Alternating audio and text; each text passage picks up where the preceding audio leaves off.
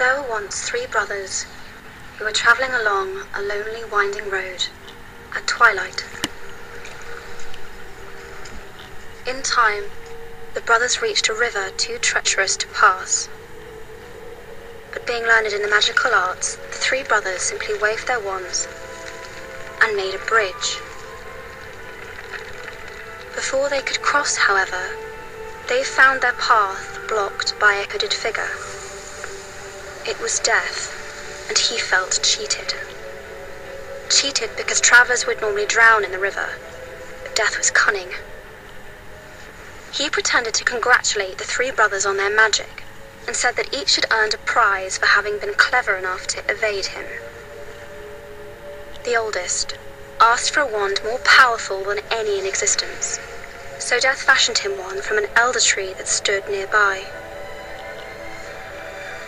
The second brother decided he wanted to humiliate Death even further, and asked for the power to recall loved ones from the grave. So Death plucked a stone from the river and offered it to him. Finally, Death turned to the third brother.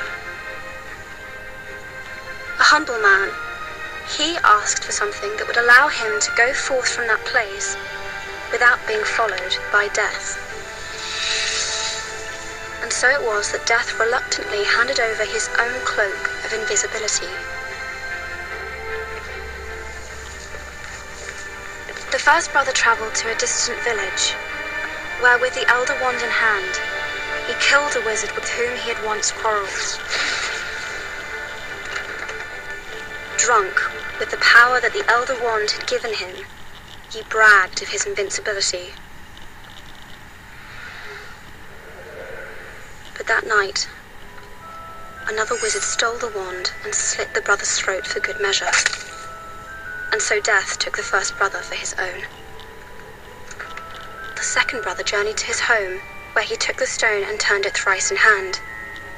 To his delight, the girl he had once hoped to marry before her untimely death appeared before him. Yet soon she turned sad and cold, for she did not belong in the mortal world. Driven mad with hopeless longing, the second brother killed himself so as to join her. And so Death took the second brother. As for the third brother, Death searched for many years but was never able to find him. Only when he attained a great age did the youngest brother shed the cloak of invisibility and give it to his son. He then greeted Death as an old friend and went with him gladly, departing this life as equals.